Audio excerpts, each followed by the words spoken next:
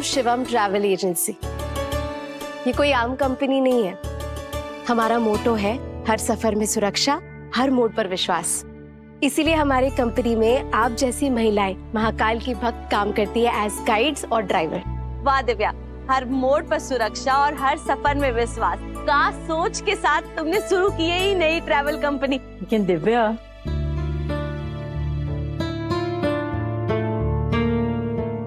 इसकी क्या ही जरूरत थी? मतलब तुम तो अच्छी तरह से जानती हो ना कि प्रेम के पापा को घर की औरतों का इस तरह से बाहर काम करना कुछ खास नहीं लगता।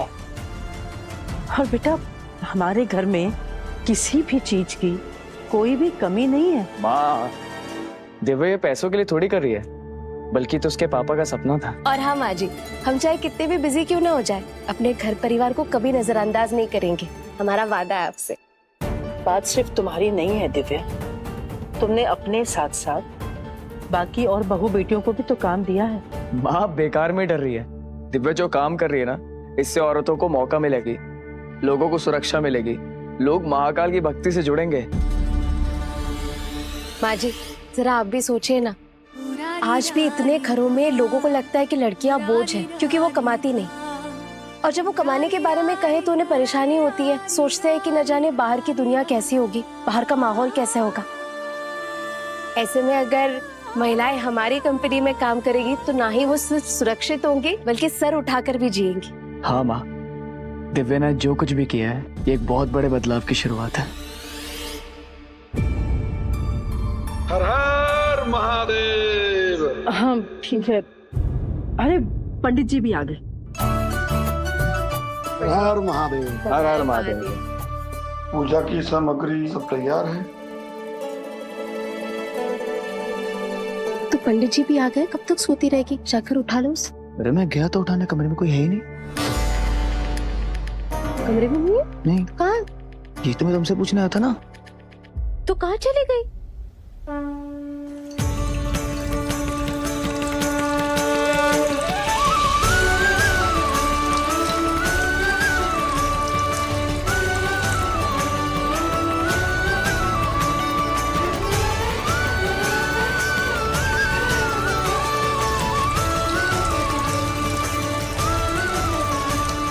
महादेव के श्री चरणों में प्रणाम कीजिए और आरती शुरू कीजिए। माफ कीजिएगा पर हमें उसे ढूंढना होगा। हाँ। कहाँ चले अरे गए? दिव्या, पहले पूजा कर लो, बाद में चले जाना। हाँ माँ, वो सिर्फ 8 साल की है, भटक भटक गई तो किसी प्रॉब्लम है ना माँ? माँ हम आते हैं, आते हैं।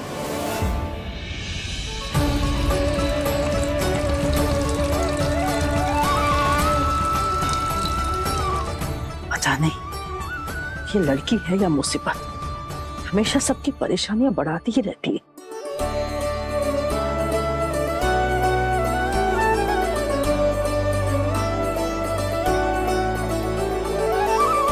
महादेव, आपके पास कितनी सारी पावर्स है।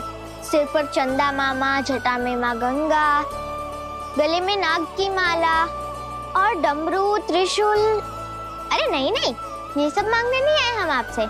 हमें तो बस वो चाहिए जो आपके भक्तों के लिए सबसे बड़ा गिफ्ट है, आपका प्रसाद। हमें पता है कि आप अपने भक्तों को खाली हाथ नहीं लौटाते, तो दीजिए ना हमें अपना प्रसाद, भर दीजिए हमारी थाल।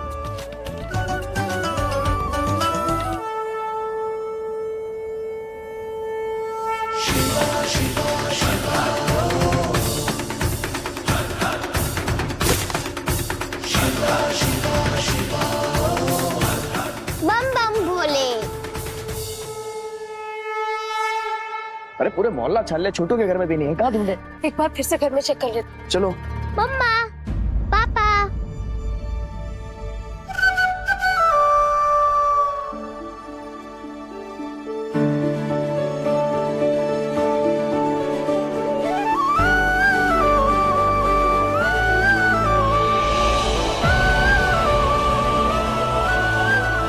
बम बम भोले। बच्ची कहाँ चली गई थी? और कहाँ जाएगी बच्ची? महाकाल के मंदिर। मंदिर? वो भी अकेले? 1 2 3 4 5 6 और 7। अब हम पूरे 8 इयर्स के हो गए। अच्छा, बात तो ऐसे करिए जैसे 80 साल की बुढ़िया हो गई हो। कौन सी आफत आ गई थी जो अकेले मंदिर चली गई?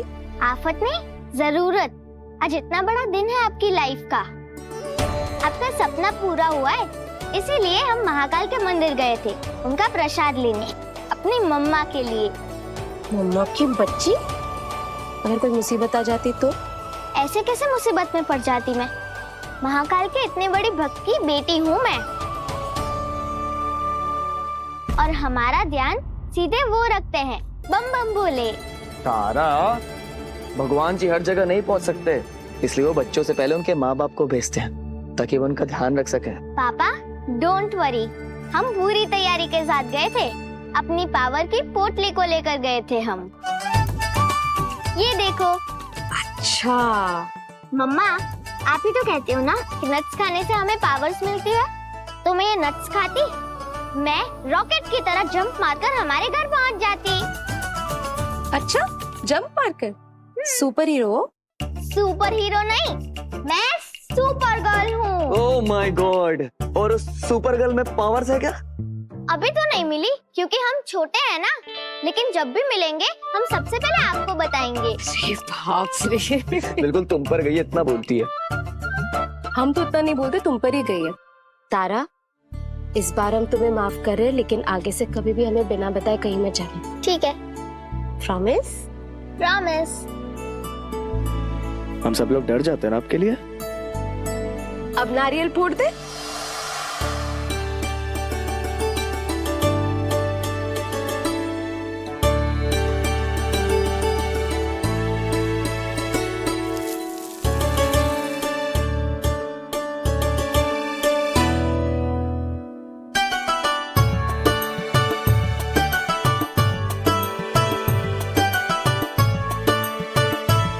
अब आप नारियल तोड़िए।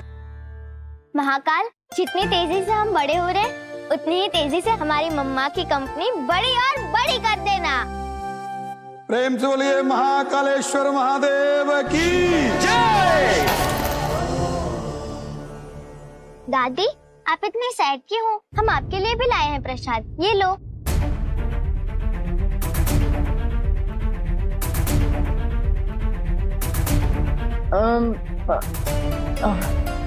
मेरा व्रत है आज। पर दादी, व्रत में हम फल तो खा सकते हैं ना?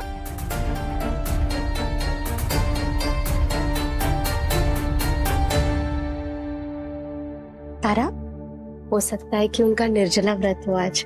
तुम जाके छोटी दादी को प्रसाद दो, वो लेके जरूर। हाँ हाँ, हमका दो। जो प्रसाद महाकाल खुद दिए हैं, वो खातिर तो हम को भी व्रत तोड़ने को तैयार है।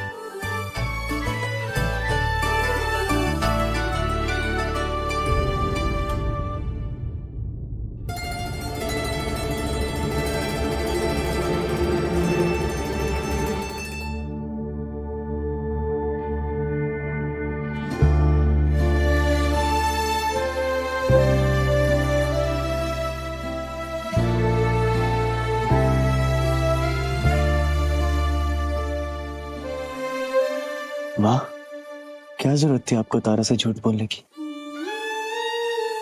आप अगर उसके हाथ से प्रसाद ले लेते तो कुछ हो थोड़ी जाता।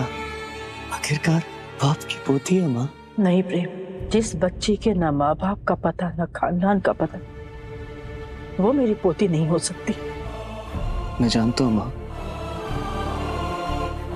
कि मैंने तारा को अडॉप्ट किया है, पर हर रिश्ता खून से नहीं बनता माँ। कुछ रिश्ते प्यार से भी बनते हैं। कोई याद है ना वो मैं कब मिली थी, जब हम अपना सब कुछ खो चुके थे।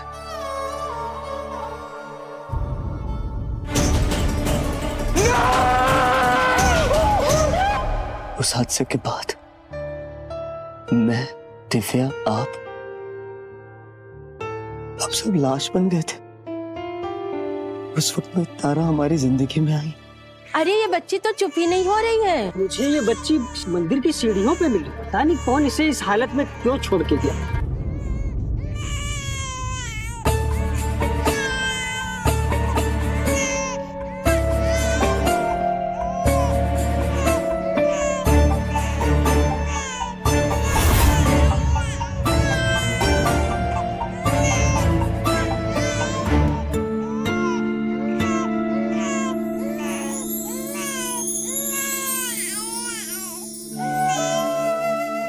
तो इनके पास जाते ही चुप हो गई। हाँ, जैसे इनका ही इंतजार कर रही थी।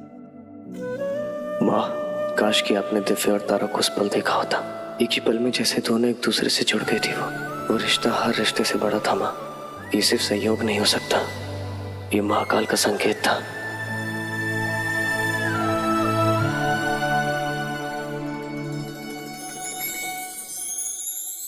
और तभी मैंने फैसला ले लिया था कि मैं उस मासूम को अपनाऊंगा और उसे हमारा नाम दूंगा। प्रेम, तुम दोनों की खुशी के लिए मैं वहां तक भी सहमत थी प्रेम, लेकिन तुमने एक पराई लड़की को सिर्फ अपना नाम नहीं, अपनी पूरी जिंदगी दे दी। नहीं, मंदिर की सीढ़ियों से उठाई हुई लड़की को मैं अपनी पोती के रूप में कभी स्वीकार नहीं कर सकती।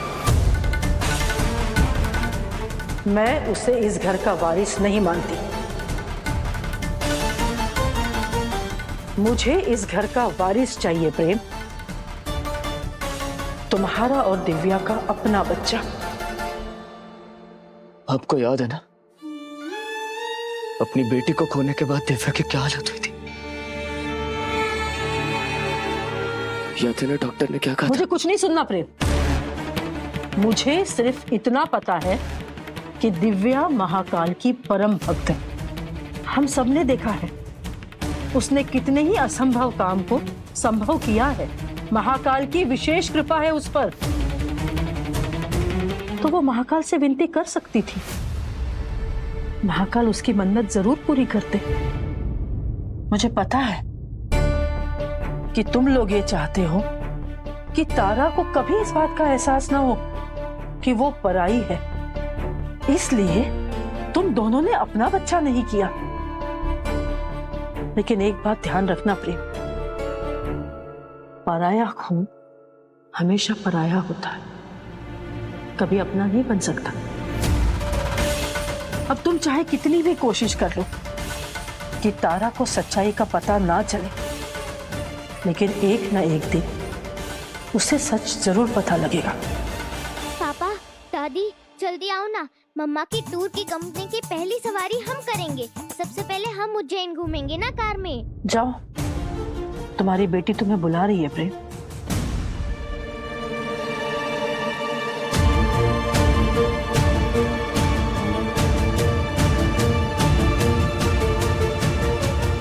आज तुम्हें स्कूल जाना है, लेकिन जिस दिन छुट्टी होगी तब चलेंगे ना सब साथ में। नहीं मम्मा, स्कूल नहीं, आज तो स्कूल का पिकनिक है और स्कूल में भी लेट जाना है आज। चलो ना मम्मा प्लीज।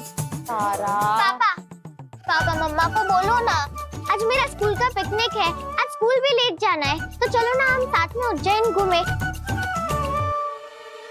हाँ, सही तो कह रही है तारा। दिव्या, तुम अपने टूरिस्ट को कैसे मना कर सकती हो? तुम्ही ने इसे बिगाड़ के रखा है। मतलब हम जाएंगे? ये बम बम बोले। मैंने हाँ करा तो मुझे अग्नि मिलेगा। पापा, जल्दी दादी को बुलाओ ना, साथ में चलते हैं हम। बेटा, दादी की तबीयत ठीक नहीं है तो वो अंदर रेस्ट कर रही है। वो हम जानते हैं कि घर पे को तो होने चाहिए ना जीजी का ध्यान रखने खातिर, तो हम घर पर हैं। आप सब लोग जाइए। चले? चलो।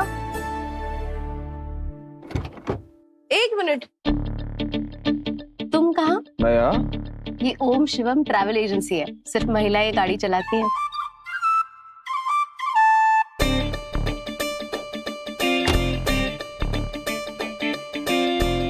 दादी कभी हमारे साथ कहीं पर भी नहीं आती है, ऐसा क्यों पापा? बेटा, वो आती, उनकी तबीयत खराब थी ना, अगली बार जरूर चलेंगी वो।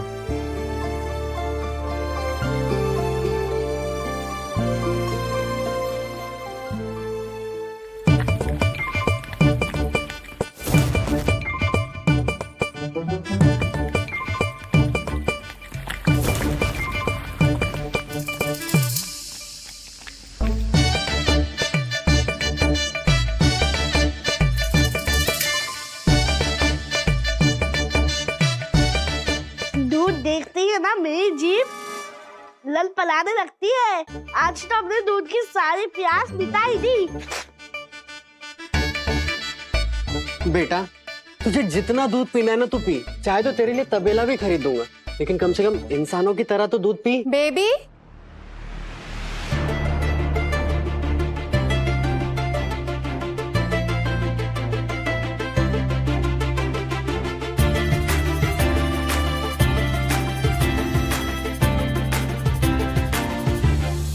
और बेबी इतने साल हो गए, मेरे लिए तो तबेला नहीं खरीदा।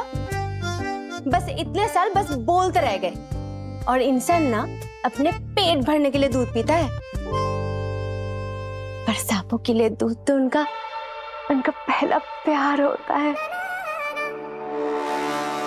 अब वो बिल्कुल मेरे और तुम्हारे प्यार की तरह।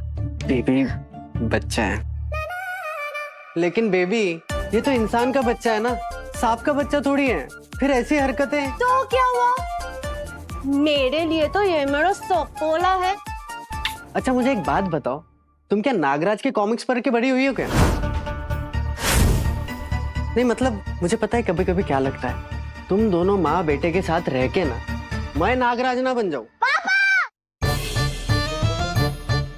ऐसा गजब मत करना, वरना इस घर में दूध की जंग छिड़ जाएगी।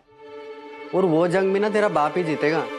पापा सप्पू हूँ मैं, भूत पेट जीत बाबा पापा किसी से नहीं डरता।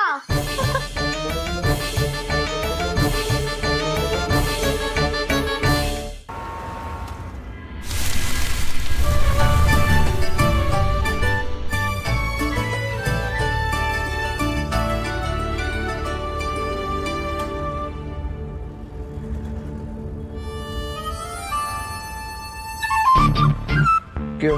समझ नहीं आता तुम छोटे हो या तारा। क्यों? शक्ल देख लो अपनी।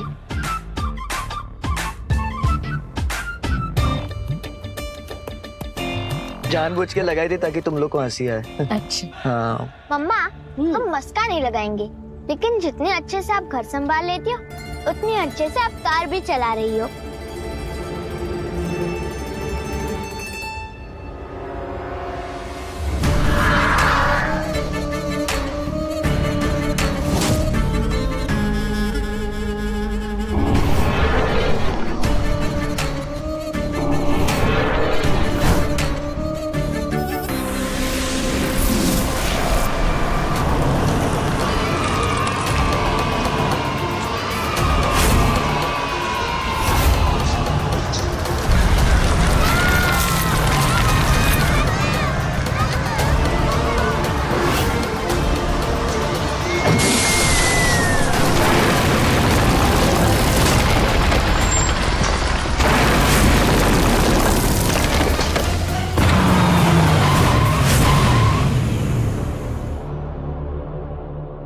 क्या हुआ दिव्या? मम्मा क्या हुआ? मम्मा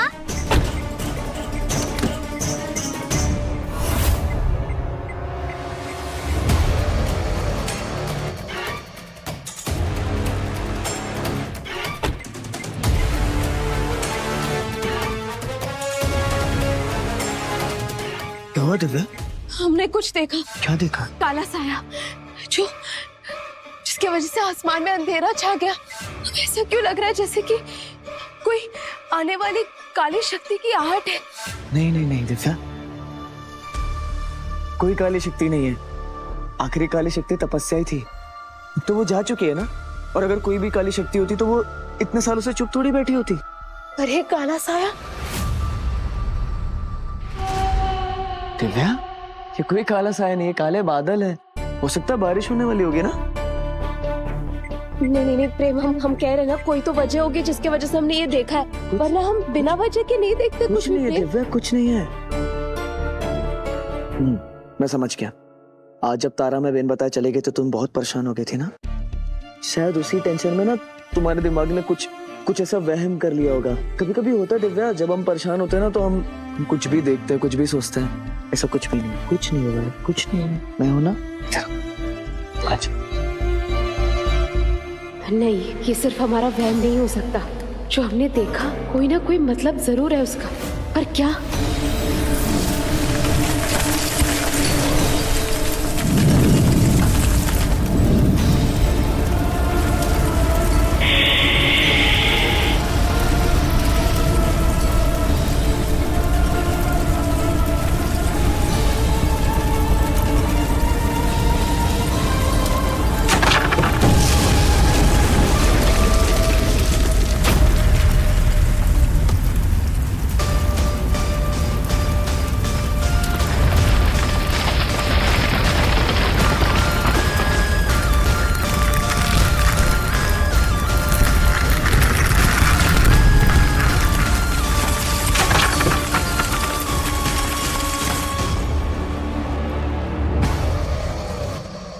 क्या सोचा था?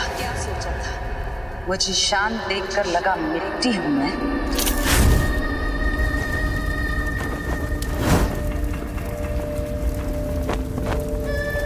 नहीं, ममता की मूरत में मृत्यु हूं मैं।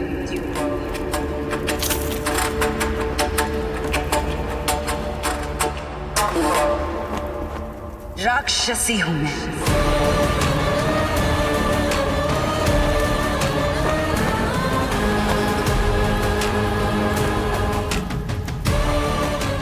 सालों से काली शक्तियों की साधना कर रही हूं। 100 सालों से इस पाताल लोक में संसार की मृत्यु का सामान जोड़ रही थी।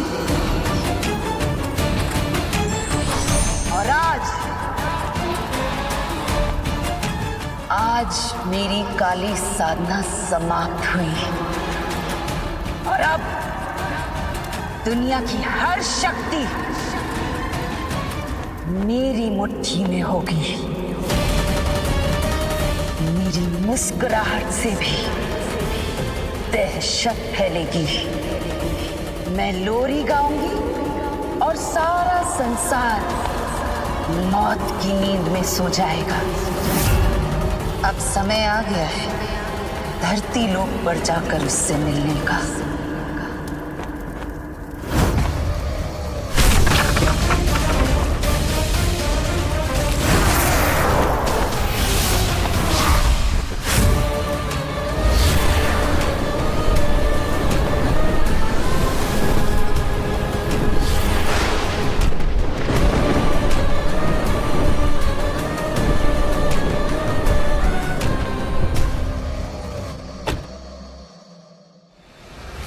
पापा चलो घर चलते हैं। मैं भी भूल गई थी, सबको अब घर आ गया होगा जंगल सफारी से। हाँ बेटा।